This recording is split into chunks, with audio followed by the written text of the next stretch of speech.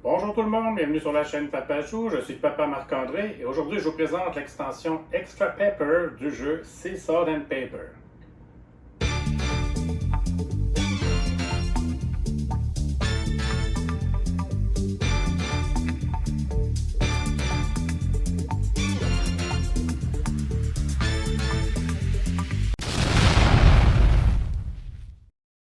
Alors, Bruno Catala et Théo Rivière nous reviennent avec leur deuxième extension pour leur magnifique jeu Sea Salt and Paper.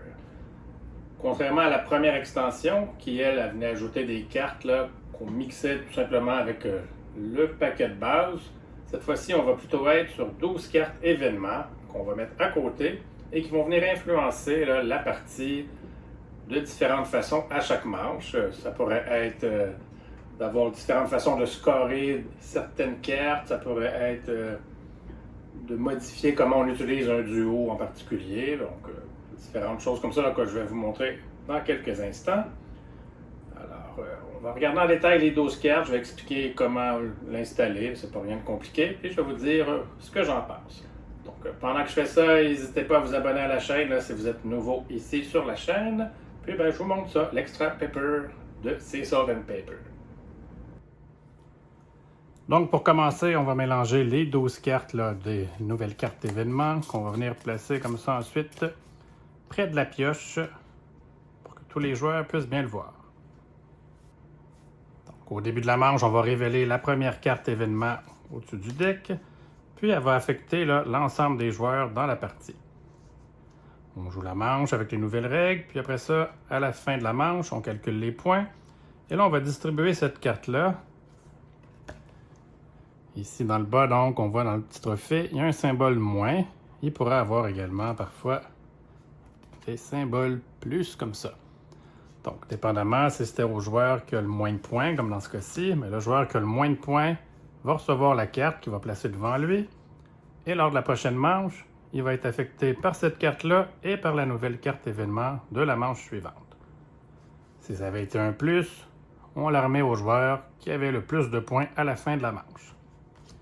S'il y a égalité, donc si on doit remettre la carte au joueur qui a le moins de points, mais qu'il y a plus qu'un joueur qui ont le même nombre de points, s'il y a deux joueurs à 2 points, exemple, que c'est ça le plus petit score, ben, on va simplement défausser la carte, elle ne sera pas remise à personne. Donc là, exemple, j'aurais gagné cette carte-là parce que j'avais le moins de points, on joue un autre tour, et là... Ici, les sirènes aussi, c'est avec le moins. Donc là, si la manche termine, c'est encore moi qui ai le moins de points. Donc je conserve la carte, mais là, j'en obtiendrai une autre. On ne peut pas avoir 2 cartes devant nous. Donc là, je devrais choisir laquelle des deux je conserve et je défausserai l'autre. Tant qu'on répond à la condition d'avoir le moins de points ou le plus de points, on la conserve. Donc si la manche d'après, c'est une carte avec un plus, on joue la manche. Et là, c'est encore moi qui ai le moins de points, bien, je conserve la carte. Et le joueur qui avait le plus de points, lui, gagnerait la carte de son côté. Donc, tant qu'on remplit la condition, on conserve la carte avec nous. Mais on ne peut jamais en avoir 2 devant nous. Et on est toujours affecté par la carte événement du dessus du deck. On va regarder en détail maintenant chacune des 12 cartes pour vous expliquer qu'est-ce qu'elles vont faire. Donc, pour commencer, on va avoir 3 cartes qui vont venir changer, modifier les effets des duos. Donc, on a ici le Bernard l'Ermite. Donc, très simple, ce qu'il va faire.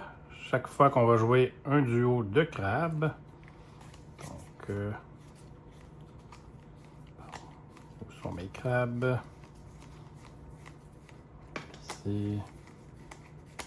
Et ici. Et là, disons qu'on avait des cartes de mis ici dans les différentes pioches, comme ça. Et quand le Bernard l'Ermite est soit devant moi ou c'est l'événement en cours et que je joue un duo comme ça, je vais pouvoir aller chercher une carte dans chacune des 2 pioches plutôt que d'en choisir une seule. Le duo vaut toujours 1 point, ça ne change pas. Donc, je pourrais ajouter ces 2 cartes-là à ma main, exemple. Donc, voilà pour le Bernard l'Ermite.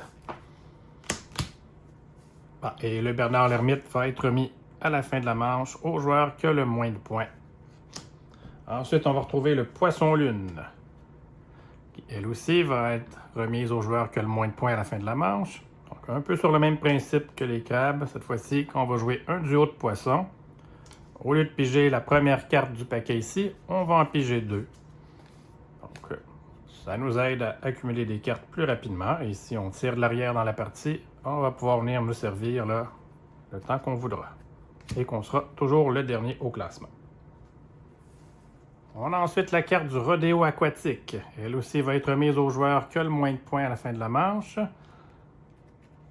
Elle vient ajouter deux nouveaux duos à faire avec le nageur et les requins. Vous pouvez toujours faire les duos qui existent déjà, là, nageur-requin ou nageur avec... j'ai oublié le nom, mais pour faire piger la première carte du paquet à chaque joueur sans pouvoir dire stop ou dernière chance. Bref. Cette fois-ci, vous pouvez aussi combiner deux nageurs. Si vous faites ça, ça vaut un point comme les autres duos. Vous regardez la main de votre adversaire et vous prenez une carte dans sa main et en échange, vous lui en donnez une de votre choix. Sinon, on peut également mettre en duo les deux requins. Dans ce cas-ci, vous allez voler un duo qui a été placé chez un adversaire. Donc, vous prenez le duo qui avait été joué et vous le placez devant vous. Vous n'allez pas activer son pouvoir, mais le point va être rendu à vous. Puis, si c'était deux bateaux et que vous avez la carte qui vaut un point pour chaque bateau, ben, ces points-là viennent à vous à ce moment-là. Donc, le rodéo aquatique. Ensuite, on va retrouver trois cartes qui vont venir modifier le score d'une carte en particulier. Donc, on a ici la danse des coquillages. Donc, en temps normal, un coquillage, votre premier va valoir aucun point. Ensuite, 2, 4, 6, 8, ainsi de suite. La danse des coquillages permet que dès le premier coquillage que vous avez, c'est 2 points. Ensuite, 4, 6, 8, 10, 12. Donc, ça fait payer les coquillages plus rapidement et ça les rend plus intéressants. La carte va être remise à la fin de la manche au joueur qui a le moins de points. Ensuite, on a le Kraken. Cette carte-là, à la fin de la manche, va être donnée au joueur qui a le plus de points parce qu'elle vient affecter les poulpes. Dans une partie normale, les poulpes, le premier que vous avez vaut aucun point, mais ensuite, ils vont valoir 3, 6, bon, en bon de 3 comme ça. Quand c'est le Kraken qui est là pour l'événement, ben, chaque poulpe va valoir seulement un point. Donc, si vous en avez un, c'est un point.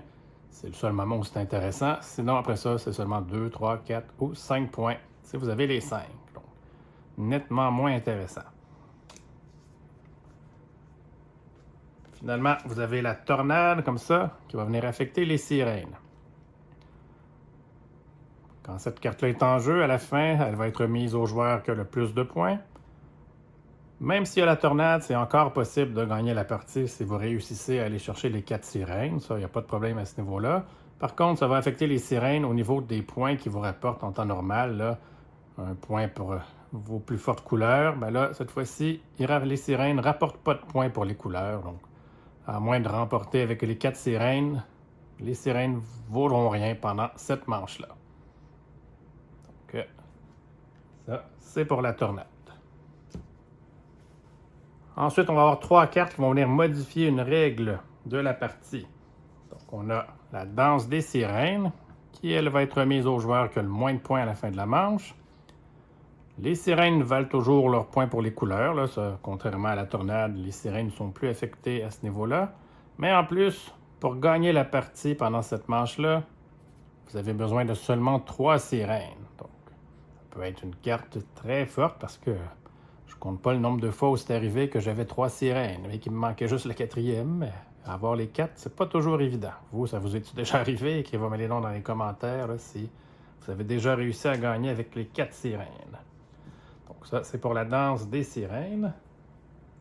On va retrouver ensuite le coffre au trésor. Cette carte-là va être remise au joueur qui a le plus de points à la fin de la manche.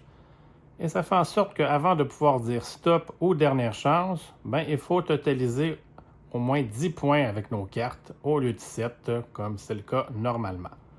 Donc ça peut venir rendre là, plus compliqué de dire stop ou dernière chance. Et on retrouve le diodon, ici, qui va être remis au joueur qui a le plus de points à la fin de la manche. Ce que ça veut dire ici, le symbole, c'est que vous ne pourrez pas dire stop pour mettre fin à cette manche-là. Il va absolument falloir dire dernière chance. Donc c'est de cette manière-là que ça va venir affecter la manche en cours. Le diodon. Finalement, on va avoir 3 cartes qui vont venir ajouter une règle. Donc, on a ici le poisson ange. Donc, lui, ce qu'il va venir faire, en plus d'être remis au joueur qui a le moins de points à la fin de la manche,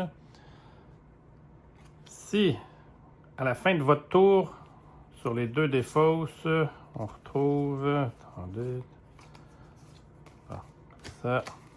Si à la fin de votre tour, on retrouve 2 cartes de la même couleur, ben, vous avez le droit d'en prendre une et de l'ajouter à votre main. C'est ce que cette carte va venir faire. Ensuite, on retrouve la carte des dauphins, qui, elle, va être remise au joueur qui a le moins de points à la fin de la manche. Ce que cette carte-là va faire, c'est que quand vous défaussez une carte, donc, là, si je pige ces 2 cartes-là, à chaque fois que vous allez défausser une carte de collection, donc ça, c'est soit les coquillages, les poulpes, les matelots, on a aussi les manchots, évidemment, et l'hippocampe. Donc, quand vous défaussez une de ces cartes-là, en fait, je défausserai sûrement le coquillage, ben, vous pouvez piger une autre carte. Donc, c'est ce que ça fait quand les dauphins sont actifs. Finalement, on retrouve la barrière de corail, qui, elle, va être remise au joueur qui a le moins de points à la fin de la manche. Ce que ça fait, cette carte, c'est que si dans votre main, vous avez un coquillage, vous pouvez venir le poser face cachée devant vous. Il ne vous rapportera plus de points, mais vous ne pourrez plus être victime d'attaques des autres joueurs. Donc, un joueur qui jouerait là, un duo de requins-nageurs ou de 2 requins et 2 nageurs, il ne pourrait plus venir vous attaquer, chercher des cartes de votre côté grâce à votre barrière de corail. Donc voilà, c'est comme ça qu'on utilise Extra Paper avec le jeu Sea Salt and Paper. Moi, c'est une petite extension que j'ai beaucoup aimée. Je lui donne même une note de 8 sur 10. Par contre, je peux comprendre qu'elle ne plaise pas à tous les joueurs parce que c'est certain que des fois, ça donne un peu l'impression de se battre à force inégale là, dans certaines situations en fin de partie. Exemple, une partie à 2 joueurs, que ce serait 35 à 34, là, puis que le joueur qui a 35 serait affecté avec une carte, donc une négative pour lui, alors que le joueur qui a 34 aurait lui en plus une carte positive, tout en comptant la carte événement de la manche. Donc, dans une fin de partie serrée comme ça peut donner l'impression que ouais, on va avoir de la misère à gagner si on sait nous le joueur qui est en avance d'un point à ce stade-ci. Mais en même temps, ça fait partie du jeu, ça vient ajouter du piquant, puis ben moi ça me dérange pas personnellement, mais je comprendrais que ça dérange certains joueurs. Sinon, ben j'aime beaucoup parce que ça permet de venir utiliser des fois, dépendamment de certains événements, ça va nous permettre de changer nos stratégies, d'aller chercher des cartes que d'habitude, en temps normal, dans une partie, on ne prend pas souvent, comme des coquillages, tout ça, qu'on va être porté à plus souvent les défausser puis viser autre chose. Donc là, ça vient des fois donner de l'utilité à des cartes qu'on utilisait plus ou moins en temps normal là, dans les parties. Donc ça, je trouve ça très intéressant pour ça. Donc une belle petite extension qui ne coûte pas très cher. Moi, quand même, je vous la conseille. C'est un bel ajout là, au jeu si vous aimez déjà à la base Sea Salt and Paper. Donc c'est tout pour moi, je vous remercie beaucoup. Je le répète, mais si vous êtes nouveau sur la chaîne, n'hésitez pas à vous abonner. Moi, ça me fait super plaisir. J'en profite aussi pour vous relancer l'invitation. Si vous écoutez la vidéo là, puis qu'on n'est pas encore le 6 octobre 2025, ben, j'ai lancé un pool de hockey sur marqueur.com. Là, vous venez joindre ça, un pool qu'on va pouvoir suivre pendant la saison entre amateurs de jeux de société. Essayez de venir me battre dans le pool si vous pensez être capable. Puis ben, ça va être amusant à suivre là, tout au long de la saison. Donc c'est complet pour moi. Je vous dis merci encore et à la prochaine.